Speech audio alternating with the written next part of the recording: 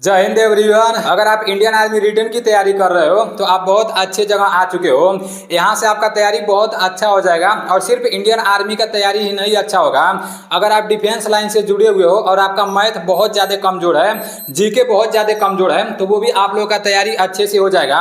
क्योंकि रेगुलर सुबह में 7 बजे मैं जीके का प्रश्न ला रहा हूँ और जो भी प्रश्न ला रहा हूँ ना, ये हाईलाइटेड प्रश्न है और ये हर परीक्षा में पूछे जाते हैं, हर पेपर में पूछे जाते हैं। और इंडियन आर्मी जीडी में और ट्रेडमैन में तो मतलब बहुत बार पूछे जाते हैं। इस बार जो इंडियन आर्मी का पेपर हुआ था ना 17 अप्रैल से लेकर 26 अप्रैल के बीच में, तो उसी से रिलेटेड ये सारा प्रश्न बनाया गया है। मिला जुलाकर मैं आप लोगों से यही कहना चाहता हूं, अगर आप इंडियन आर्मी जीडी और ट्रेडमैन की तैयारी कर रहे हो तो ये वीडियो आपके लिए मोस्ट इंपॉर्टेंट होने वाला है। इसके अलावा अगर आप दूसरे पेपर की तैयारी कर रहे हो तभी भी ये वीडियो आपके लिए इंपॉर्टेंट होने वाला है, क्योंकि यहाँ सारा हाईलाइटेड प्रश्न लिया जाता है जो हर पेपर में प्रश्न बनते हैं और ये बेसिक वाला प्रश्न है, ठीक है ना। इंडियन आर्मी के पेपर में ज्यादा हार्ड वाले प्रश्न नहीं बनते हैं। और शाम को 7 बजे बीसू सर जो मैथ का क्लास कराते हैं वो तो आप लोगों को बिल्कुल भी नहीं छोड़ना है। मैं गारंटी के साथ बोल रहा हूं, अगर आप लोग बीसू सर का क्लास रेगुलर लेते रहोगे ना तो भाई आपका मैथ मतलब जीरो से हीरो बन जाओगे, इतना मुझे पता है। क्योंकि वो सर 1000 से अधिक लड़कों को फौजी बना चुके हैं। अभी आप लोगों को नहीं पता होगा लेकिन मुझे अच्छी तरह से पता है। वो ऑफलाइन में 6 से 7 साल से पढ़ाते हैं और उनके पास बहुत ज्यादा एक्सपीरियंस है। वैसे यूट्यूब पर बहुत सारे लोग अग्निवीर का क्लास चलाते हैं लेकिन वो लोग थोड़ा हाई लेवल का पढ़ाते हैं। जैसे उतना हाई लेवल का पेपर में नहीं प्रश्न आता है तो उतना हाई लेवल का पढ़कर क्या करोगे मेरे भाई। जिस लेवल का पेपर में प्रश्न बनता है उसी लेवल का पढ़ाई करना है, ठीक है ना। और बीसू सर उसी लेवल का आप लोगों को पढ़ाते हैं। तो रेगुलर आप लोगों को 7 बजे मैथ का क्लास करना है, क्योंकि वो चैप्टर वाइज क्लास करा रहे हैं। उस तरह से क्लास सिर्फ एप्लीकेशन पर पढ़ाया जाता है और एप्लीकेशन पर आप लोग फ्री में नहीं पढ़ पाओगे। एप्लीकेशन पर 1-1 हजार रुपया पे करना पड़ता है, 600 रुपया पे करना पड़ता है, ठीक है ना। और उसमें जो पढ़ाया जाता है ना, मतलब एक ही चैप्टर को 10-10 चैप्टर बनाया जाता है, जैसे पूरा बारीकी से पढ़ाया जाता है। तो मतलब बहुत सारे लोग रहते हैं नहीं समझ आता है, लेकिन जो बीसू सर पढ़ा रहे हैं ना, मतलब जैसे जो सटीक है बस वही सारी चीजें पढ़ा रहे हैं। तो मैथ का क्लास आप लोग जरूर करना, ठीक है ना। और जो भी यहाँ पर पढ़ाया जा रहा है उसका एक प्ले लिस्ट बनेगा, पहला चैप्टर से लेकर और लास्ट चैप्टर तक क्रम वाइज आप लोगों को मिल जाएगा। मैथ का भी मैं प्ले लिस्ट बना दूंगा और जीके का भी प्ले लिस्ट बना दूंगा। और देखो जीएस मतलब होता है जनरल साइंस, सामान्य विज्ञान। तो हमारे कुछ साथी बोल रहे थे भाई सामान्य विज्ञान का भी प्रश्न लाओ। तो देखो अभी सिर्फ सामान्य ज्ञान का इसलिए ला रहा हूं, अभी टाइम मैनेज नहीं हो पा रहा है। जैसे एक दिन में 24 घंटे मिलते हैं ना, तो भाई 24 घंटे भी हम लोगों के लिए कम पड़ जा रहा है, इसलिए सिर्फ जीके का प्रश्न आ पा रहा है। आने वाले समय में सब कुछ सुधार हो जाएगा, टाइम मैनेज हो जाएगा, ठीक है ना। तो आप लोग ईमानदारी पूर्वक से क्लास करते रहना। और आज के इस वीडियो में टोटल 15 प्रश्न लिए गए हैं। 15 प्रश्न समाप्त होने के बाद लास्ट में ईमानदारी पूर्वक से कमेंट करके बताना कि 15 प्रश्नों में से आपका कितना प्रश्न सही हुआ है। हमारे कुछ साथी कमेंट करके बताए थे, तो अभी मैं उन लोगों का नाम नहीं लूंगा, लेकिन वीडियो समाप्त होने के बाद लास्ट में 5 लोगों का मैं नाम लूंगा जिनका हाईएस्ट नंबर था, ठीक है ना। सबसे पहला प्रश्न है कि त्रिपिटक किस धर्म की धार्मिक पुस्तक है। देखो यार, एक बात मैं आप लोगों से रोज बोलता हूं कि जीएस का क्लास लाऊंगा, जीएस का क्लास लाऊंगा, लेकिन नहीं ला पाता हूं। तो आप लोग ये नहीं सोचना कि नीलेश भाई बस बोलता है लाता नहीं है, उसके ऊपर अभी काम चल रहा है, ठीक है ना। जीके का क्लास भी बेहतरीन वाला आएगा, अभी बस टाइम की वजह से नहीं आ पा रहा है। देखो त्रिपिटक किस धर्म की धार्मिक पुस्तक है, आपके सामने 4 ऑप्शन है, जैन धर्म, हिंदू धर्म, फारसी और बौद्ध है। तो इसका राइट आंसर क्या हो जाएगा, इसका राइट आंसर बौद्ध हो जाएगा, ठीक है ना। बौद्ध धर्म इज राइट आंसर। त्रिपिटक किस धर्म की धार्मिक पुस्तक है, तो ये बौद्ध धर्म की है। एक एक प्रश्न को मैं 2-2 बार रिपीट करूंगा, 3-3 बार रिपीट करूंगा, जिससे आपके दिमाग में वो प्रश्न सेट हो जाए। देखो ये सारा टेस्ट आप लोगों को संडे के दिन, देखो यही सेम प्रश्न संडे के दिन देखने को मिलेगा। और इसके पहले मैं जितना भी क्लास करा चुका हूं वो भी सारा प्रश्न संडे को देखने को मिलेगा। संडे को आप लोगों को लिखना नहीं है, आज तो आप लोगों को लिखना है, लेकिन संडे को आप लोगों को लिखना नहीं है, सिर्फ वीडियो को ध्यान से देखना है। और किस तरह से देखना है, ऐसा नहीं है कि रास्ते में चलते जाना और वीडियो देखते जाना। आप आराम से कुर्सी लगाकर बैठ जाना और एक दिन कम से कम 40 से 50 मिनट का टाइम देना। जितना भी पढ़ा रहा हूं उसको एक बार देख लेना, ठीक है ना। इससे पुराना जितना भी पढ़ा रहा हूं सारी चीजें आप लोग को याद होती जाएंगी। और ये सारी चीजें याद हो जाएंगी ना तो आपका इंडियन आर्मी का पेपर 100% निकलेगा मेरे भाई। क्योंकि मेरा भी पेपर निकला है और मेरे साथ मेरे बहुत सारे साथियों का पेपर निकला है और आपका भी निकलेगा। देखना वर्दी चढ़ेगी, बस मेहनत करना है, ठीक है ना। डिमोटिवेट बस नहीं होना। देखो नेक्स्ट प्रश्न की तरफ चलते हैं। आपका नेक्स्ट प्रश्न है कि वर्तमान में बीसीसीआई के अध्यक्ष कौन है। मोस्ट इंपोर्टेंट प्रश्न है, वर्तमान में बीसीसीआई के अध्यक्ष कौन है। आपके सामने चार ऑप्शंस है, सौरभ गंगुली, रोजर बिन्नी, अनिल कुंबले और कपिल देव। वर्तमान में बीसीसीआई के अध्यक्ष कौन है, अपने कॉपी में इस प्रश्न को लिख लेना। वर्तमान में बीसीसीआई के अध्यक्ष रोजर बिन्नी है, Roger Binny is right answer, ठीक है ना। अपने कॉपी में इन सब प्रश्नों को लिखते जाना। नेक्स्ट प्रश्न की तरफ चलते हैं। आपका नेक्स्ट प्रश्न है कि टिहरी बांध किस नदी पर बना है। टिहरी बांध किस नदी पर बना है, मोस्ट इंपोर्टेंट प्रश्न है, हाईलाइटेड प्रश्न है। ये इंडियन आर्मी का रिश्तेदार है, ठीक है ना। कई सालों से ये प्रश्न बनता है, तो आप सभी लोगों को पता होना चाहिए। टिहरी बांध किस नदी पर बना हुआ है। आपके सामने चार ऑप्शंस है, सतलज, कावेरी, भागीरथी और कृष्णा। तो इसका राइट आंसर आप लोग दो।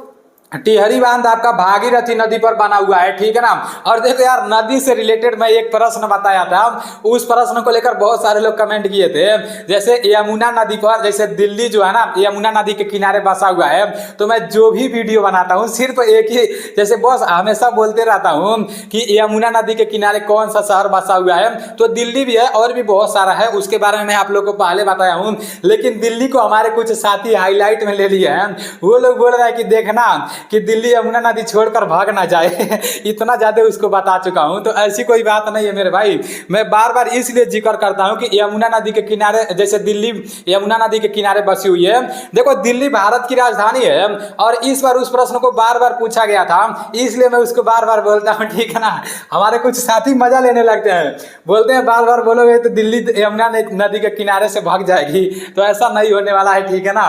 नेक्स्ट प्रश्न है कि कपास की खेती के लिए कौन सी मिट्टी सबसे उपयुक्त है। कपास की खेती के लिए कौन सी मिट्टी सबसे उपयुक्त है, मोस्ट इंपोर्टेंट प्रश्न है, ठीक है ना।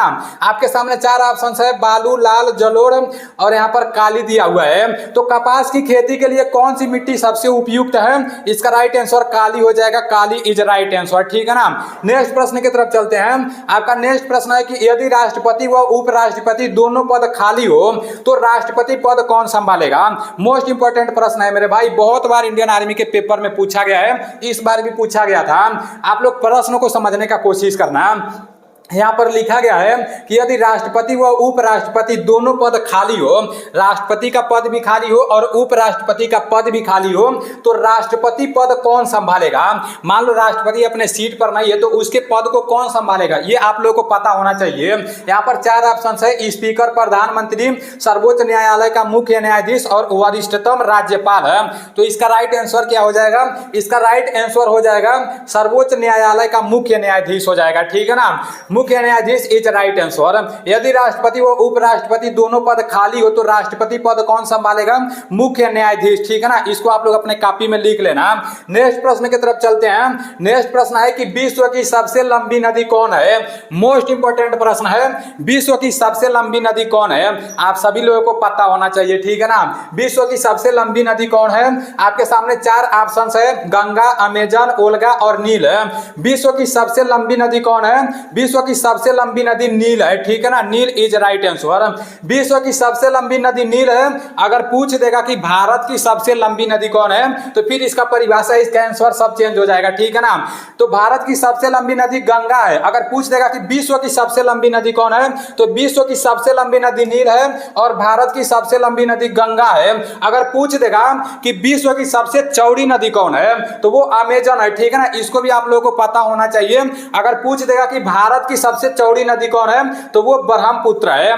तो इन सभी प्रश्नों के बारे में आप लोगों को पता होना चाहिए। सबसे लंबी नदी, देखो भारत की सबसे लंबी नदी कौन है, विश्व की सबसे लंबी नदी कौन है, और भारत की सबसे चौड़ी नदी कौन है, और विश्व की सबसे चौड़ी नदी कौन है, ये आपको क्लियर पता होना चाहिए, क्योंकि इसी में बहुत सारे लोग कंफ्यूजन में पड़ जाते हैं। अगर पूछ देगा कि मतलब भारत की सबसे लंबी नदी कौन है, तो कुछ लोग बोलेंगे यार नील तो सबसे लंबी नदी है, तो वो लोग नील पर ट्रिक मार देंगे, लेकिन आगे भारत लिखा हुआ रहेगा तो वो प्रश्न गलत हो जाएगा, ठीक है ना। ये कॉन्सेप्ट आप लोगों को क्लियर करना है, और कब क्लियर होगा, जब बार बार इसको देखोगे तब क्लियर होगा, ठीक है ना।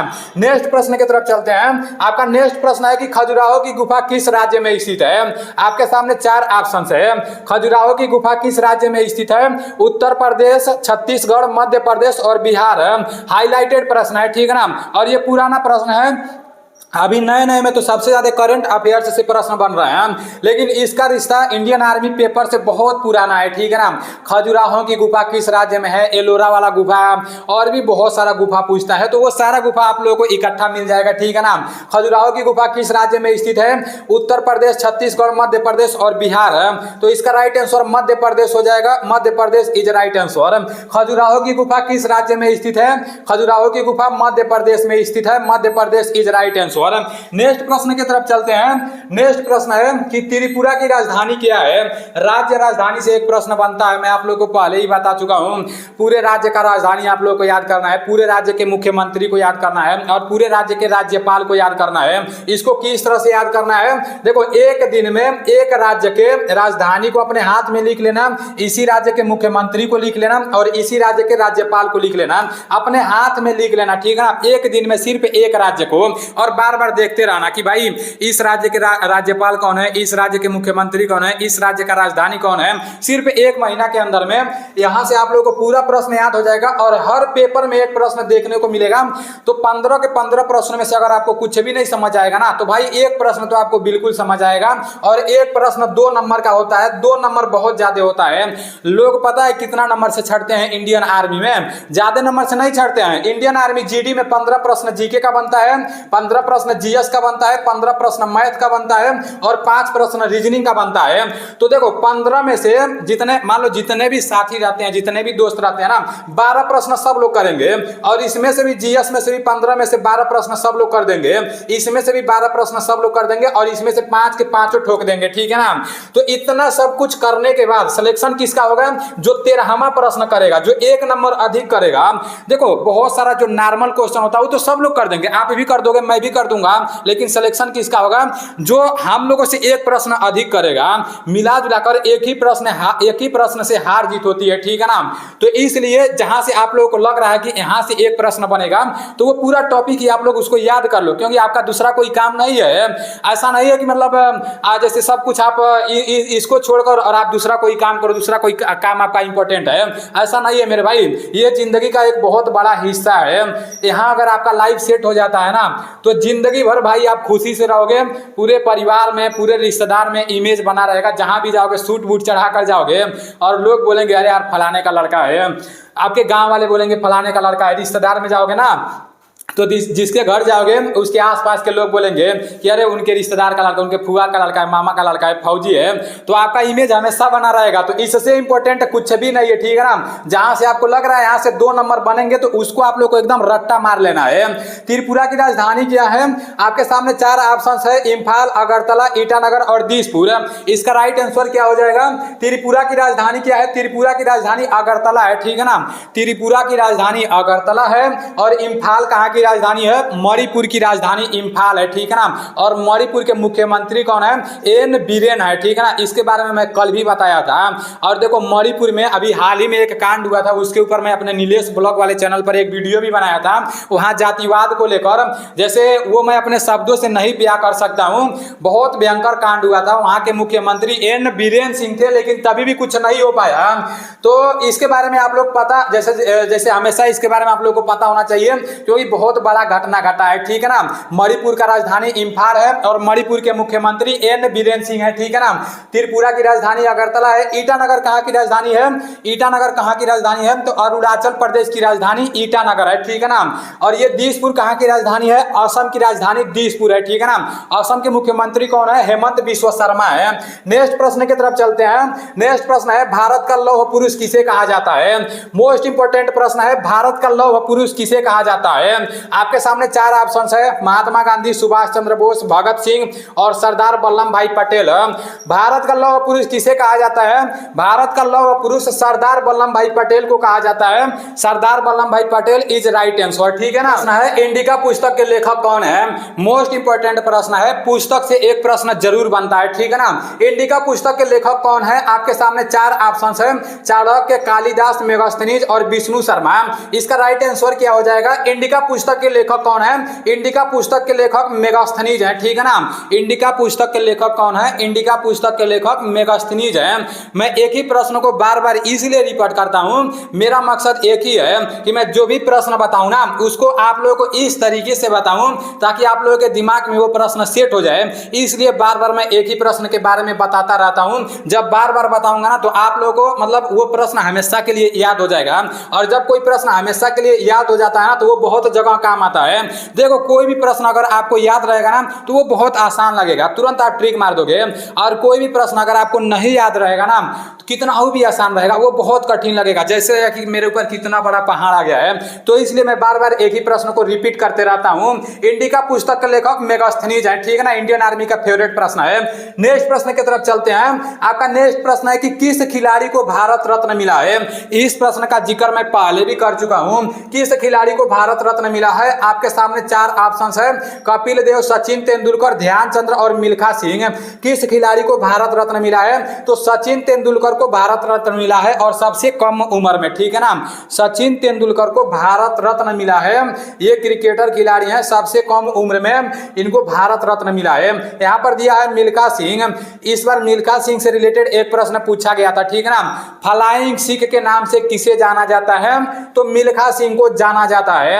ये प्रश्न शायद 20 तारीख को, इस बार जो अग्निवीर का पेपर हुआ है तो 20 तारीख को ये पूछा गया था कि फ्लाइंग सिख के नाम से किसको जाना जाता है? तो मिल्खा सिंह को जाना जाता है। और ध्यानचंद के बारे में भी आप लोग पढ़ लेना, ठीक है ना, क्योंकि ध्यानचंद से रिलेटेड बहुत सारा प्रश्न बनता है। खेल दिवस कब मनाया जाता है? खेल दिवस किसके जन्मदिन पर मनाया जाता है? मेजर ध्यानचंद के बारे में आप लोग पढ़ लेना, ठीक है ना, क्योंकि ध्यानचंद बहुत इंपॉर्टेंट है। यहां पर मैं आप लोग को नहीं बताऊंगा, अगर आप लोग अपने मन से पढ़ोगे तो इनके बारे में सारी चीजें पता कर लोगे। नेक्स्ट प्रश्न की तरफ चलते हैं। नेक्स्ट प्रश्न है भारतीय सेना की कितनी कमान है? मोस्ट इंपोर्टेंट प्रश्न है, ठीक है ना। भारतीय सेना की कितनी कमान है? इसके बारे में मैं पहले भी चर्चा कर चुका हूं, पहले भी बता चुका हूं। भारतीय सेना की कितनी कमान है? चार ऑप्शंस है, 62, 7, 6 और 3 है। इसका राइट आंसर 7 हो जाएगा। 7 इज राइट आंसर। हमारा जो भारतीय सेना है उसका कितना कमान है? 7 कमान है। कौन कौन सा है? उत्तरी कमान है, दक्षिणी कमान है, पूर्वी कमांड है, पश्चिमी कमांड है, दक्षिणी पश्चिमी कमांड है, और सेंट्रल कमांड है, ट्रेनिंग कमांड है, ठीक है ना। देखो उसका हेडक्वार्टर से भी प्रश्न बनता है, जैसे पूछ देता है ना कि उत्तरी कमांड का हेडक्वार्टर कहां पर है, तो उत्तरी कमांड का हेडक्वार्टर कहां पर है? उधमपुर में है। सभी हेडक्वार्टर के बारे में आप लोगों को पता होना चाहिए। हमारे इंडियन आर्मी के अंदर जितना भी कमान है सभी कमानों के हेडक्वार्टर के बारे में आप लोगों को अच्छी तरह से पता होना चाहिए। मान लो आज पूछा गया कि भारतीय सेना की कितनी कमान है, तो मैं साफ साफ बोल दिया हूं 7 कमान है। अगर कल पूछ देगा कि उत्तरी कमान का हेडक्वार्टर कहां पर है, जब आपको पता रहेगा तभी ना पता, जैसे ट्रिक मारोगे, पता नहीं रहेगा तो फिर क्या कर पाओगे। तो उत्तरी कमान का हेडक्वार्टर कहां है? उधमपुर में है। दक्षिणी कमान का हेडक्वार्टर कहां पर है? पुणे में है, ठीक है ना। और पूर्वी कमान का हेडक्वार्टर कहां पर है? कोलकाता में है। और पश्चिमी कमान का हेडक्वार्टर चंडी मंदिर में है, ठीक है ना। और एक होता है ट्रेनिंग कमांड होता है, तो उसका हेडक्वार्टर शिमला में है। और एक होता है, नहीं, ट्रेनिंग कमांड का जो हेडक्वार्टर है वो लखनऊ में है। और जो दक्षिणी पश्चिमी कमांड होता है ना उसका हेडक्वार्टर शिमला में है। तो इसके बारे में आप लोग एक बार सर्च करके पता करके लिख लेना। वैसे मैं आप लोग को ये भी बता दूंगा, मुझे पूरा का पूरा पता है क्योंकि मैं एक एनसीसी कैडेट भी हूं। आप सभी लोगों को पता होगा, जब मैं एनसीसी बी किया था ना तो देखो बी में लिस्ट में सबसे पहला नंबर पर मेरा ही नाम आया था। दौड़ भी एक्सीलेंट मारा था, पेपर में भी जितना प्रश्न आया था पूरा का पूरा प्रश्न मैं कर दिया था। और जब मेरा रिजल्ट निकला ना तो जितने भी लड़के थे सभी लड़कों में से सबसे ज्यादा नंबर मेरा था। जब मैं बी किया था मतलब पूरा का पूरा एनसीसी के बारे में सारी चीजें पढ़ लिया था। लेकिन सी में कुछ मिस्टेक हो गया, और ये मेरे कमी से मिस्टेक नहीं हुआ। अगर आज भी पूछोगे ना एनसीसी के बारे में मुझे सारी चीजें पता है, और सभी लड़कों को पता था। जहां भी कैंप कुछ भी होता था ना वहां पर, जैसे ऐसा नहीं रहता था कि मैं सबसे पीछे रहता था, कुछ भी होता था स्टडी लाइन में तो मैं आगे ही रहता था। कोई भी प्रश्न पूछा जाता था, कोई लड़का खड़ा हो या ना हो, लेकिन मैं खड़ा होकर तुरंत बोल देता था। शायरी वायरी मारने में भी आगे रहता था और प्रश्न बताने में भी आगे रहता था। लेकिन सी में रिजल्ट कुछ ऐसा निकला कि पेन से इस तरह से लिखा गया था फेल पास, तो इसलिए मिस्टेक हो गया। अभी एक बार और हमको पेपर देने का चांस मिलेगा, दोबारा मैं पेपर दूंगा, ठीक है ना। तो इसलिए हमको भारतीय सेना के बारे में कुछ नॉलेज है, जो नॉलेज है वो आप लोगों को मैं बता दूंगा। ये कमान उमान के बारे में तो अच्छी तरह से पता है। नेक्स्ट प्रश्न की तरफ चलते हैं। आपका नेक्स्ट प्रश्न है कि विज्ञान दिवस कब मनाया जाता है। विज्ञान दिवस कब मनाया जाता है, आपके सामने चार ऑप्शंस है, 25 जनवरी, 12 जनवरी, 28 फरवरी और 26 मार्च है। इसका राइट आंसर क्या हो जाएगा, इसका राइट आंसर हो जाएगा 28 फरवरी, ठीक है ना। विज्ञान दिवस कब मनाया जाता है, 28 फरवरी को विज्ञान दिवस मनाया जाता है। राष्ट्रीय युवा दिवस कब मनाया जाता है, राष्ट्रीय युवा दिवस 12 जनवरी को मनाया जाता है। इसको आप लोग याद कर लेना, ठीक है ना। नेक्स्ट प्रश्न की तरफ चलते हैं। नेक्स्ट प्रश्न है बीएसएफ का पूरा नाम क्या है। ये प्रश्न इंडियन आर्मी के पेपर में पूछे गए थे। आप लोग ये नहीं सोचना कि इतना आसान प्रश्न नहीं पूछ सकता है मेरे भाई, ये ओरिजिनल क्वेश्चन है, ठीक है ना। ये पहले के पेपर में पूछे गए हैं, तो आने वाले समय में भी पूछे जाएंगे। बीएसएफ का पूरा नाम क्या है, आपके सामने चार ऑप्शंस है, सीमा सुरक्षा बल, सीमा सहयोग बल, सीमा संतुलन बल, सीमा सिपाही बल। इसका राइट आंसर सीमा सुरक्षा बल हो जाएगा। सीमा सुरक्षा बल इज राइट आंसर, ठीक है ना।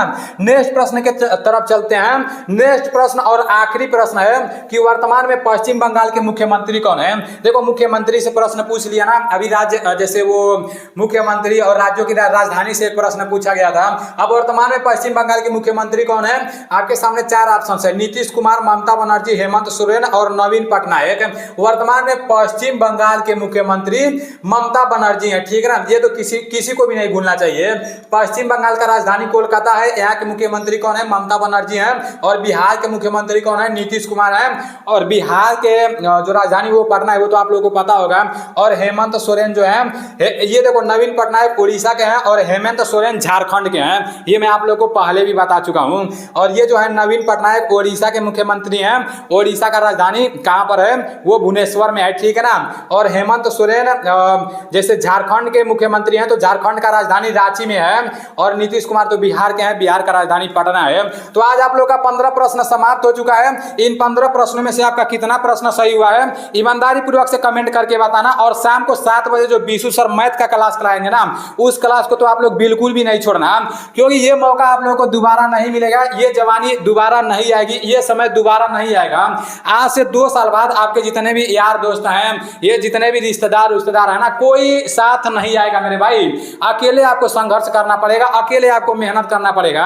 अगर आप अपने लाइफ में कामयाब हो जाओगे तो हजारों लोग आपको पूछने वाले मिलेंगे। अगर आप अपने लाइफ में कामयाब नहीं होगे ना, तो आपके घर वाले भी आपको देखकर जलने लगेंगे, बोलेंगे अरे कोई काम धंधा कर ले, कुछ सीख ले। कोई भी आपका इज्जत नहीं करेगा। अगर आप लोगों को हमारे बातों पर नहीं भरोसा हो रहा होगा ना, तो अपना जो घर है, घर के बगल का कोई ऐसा लड़का होगा जो आज तक कामयाब ना हुआ हो, भले से उसके अंदर कुछ भी है, तो उसके घर वाले उसके साथ कैसे बिहेव करते हैं और गांव वाले उसके साथ कैसे बिहेव करते हैं, रिश्तेदार वाले उसके साथ कैसे बिहेव करते हैं, उसको आप लोग देख लेना, अच्छी तरह से पता चल जाएगा। और ऐसा हो ही नहीं सकता है कि आपके आसपास में कोई ऐसा लड़का ना मिले, जरूर मिलेंगे सब। तो उन लोगों को देखकर आप लोग पढ़ाई करना, ये समय दोबारा नहीं आएगा, ठीक है ना। इस फील्ड को इतना आसानी से नहीं छोड़ना है, दूसरे के बातों पर ध्यान नहीं देना है। अगर कोई बोल रहा है कि 4 साल के लिए कौन भर्ती होने जाएगा, मेरे भाई ये 4 साल वाला सिस्टम खत्म हो जाएगा, ये चलने वाला नहीं है, ठीक है ना। देखना अभी 50% परमानेंट होने के लिए बोला जा रहा है ना, आने वाले समय में 100% लोग परमानेंट होंगे और फिर इंडियन आर्मी ही कहलाएगा। दुनिया की कोई भी वर्दी, कैसा भी वर्दी रहेगा ना, लेकिन इंडियन आर्मी वर्दी का कभी भी दाज नहीं दे पाएगा। इसलिए आप सभी लोगों को इंडियन आर्मी का वर्दी लेना है। इंडियन आर्मी में भी बहुत सारा ट्रेड है, इंडियन आर्मी में भर्ती होकर पैरा कमांडो में जा सकते हो, और भी बहुत सारा है। तो मिला जुला कर मैं आप लोगों से यही कहना चाहता हूं, किसी के बातों पर ध्यान नहीं देना है, बस आप लोग पढ़ाई करते रहो, मेहनत करते रहो, मेहनत करके मुकाम हासिल कर लो, ठीक है ना। अगर आज नहीं मेहनत करोगे तो जिंदगी में कभी भी कहीं भी नहीं मेहनत कर पाओगे। अगर आज मेहनत करोगे और मंजिल नहीं भी मिलेगी ना, मैं आप लोगों को एक बात बता रहा हूं, तो आपको इतना जरूर पता होगा कि मेहनत किस तरह से किया जाता है। और आप अपने लाइफ में कहीं भी रहोगे, कुछ भी करते रहोगे, तो मेहनत से कभी भी पीछे नहीं हटोगे और मेहनत हमेशा करते रहोगे। और जो बंदा मेहनत करेगा ना, वो अपने लाइफ में कभी भी फेल नहीं होगा, वो मतलब सभी लोगों के नजरों में अच्छा रहेगा और एक अच्छा लाइफ जिएगा, एक अच्छा जिंदगी जिएगा, ठीक है ना। तो इस तरह से आप लोगों को मेहनत करते रहना है। चलो ठीक है, मिलते हैं अगले वीडियो में। अभी देखो मेरा भी लाइफ संघर्ष में ही बीत रहा है, मैं भी मेहनत कर रहा हूं। ऐसा नहीं कि मैं बहुत महान हो गया हूँ इसलिए मैं आप लोगों को ये सारी चीजें बता रहा हूँ। मैं अपने लाइफ में जितना स्ट्रगल किया हूँ, जो कुछ देखा हूँ, जो कुछ सुना हूँ, वही आप लोगों को बता रहा हूँ, वही बताने का कोशिश करता हूँ। क्योंकि आज के टाइम में देखो, मैं अपना तारीफ नहीं कर रहा हूँ, बहुत बार मैं देखा हूँ ना, जैसे जब एक समय था मेरे पास कुछ भी नहीं था ना, तो लोग मेरे बारे में बहुत उल्टा सीधा बोलते थे, बहुत गालियां देते थे, मेरे मुंह पर ही बोल देते थे कि तू कभी अपने लाइफ में कुछ कर नहीं पाएगा। लेकिन प्रेजेंट टाइम में कुछ हो या ना हो, लेकिन आप 2 लाख से अधिक लोग हमको पहचान रहे हो ना। कहीं भी जाता हूं तो लोग सेल्फी लेते हैं, फोटो लेते हैं, नीलेश भाई आपसे मिलकर बहुत अच्छा लगा। तो यही सारी चीजें देखकर ना हमारा एक अलग इमेज बन गया है। लोग अब दूसरे नजर से देखते हैं। क्यों अलग इमेज बना है, क्यों लोग दूसरे नजर से देखते हैं? क्योंकि मैं मेहनत किया हूं भाई, और किसी के बातों पर ध्यान नहीं दिया हूं। अगर किसी के बातों पर ध्यान दिया होता ना, तो आज मैं इस तरह से आप लोगों के सामने नहीं आ पाता। और मेरे साथ जो कुछ भी हुआ ना, कुछ भी झूठ नहीं बोला हूं, चाहे फेलियर मिला है, चाहे पास मिला है, सारी चीजें आप लोगों को दिखाया हूं, ठीक है ना। इसलिए आज मतलब लोग एक अलग नजर से देखते हैं, और आपको भी लोग अलग नजर से देखेंगे। बस आपको मेहनत करना है। चलो ठीक है, मिलते हैं अगले वीडियो में। जितना लोग टेलीग्राम चैनल में नहीं जुड़े हो, तो टेलीग्राम चैनल का लिंक डिस्क्रिप्शन में भी दे दूंगा और अबाउट में भी दे दूंगा, वहां से जाकर टेलीग्राम चैनल में जुड़ जाना। क्योंकि जो कुछ भी पढ़ाया जा रहा है इसका पीडीएफ टेलीग्राम चैनल में मिलता रहेगा। अभी नहीं मिल रहा है, लेकिन सारी चीजें इकट्ठा मिलती रहेंगी। शाम को 7 बजे बीसू सर का क्लास आप लोग जरूर करना, ठीक है ना। मिलते हैं अगले वीडियो में। जय हिंद।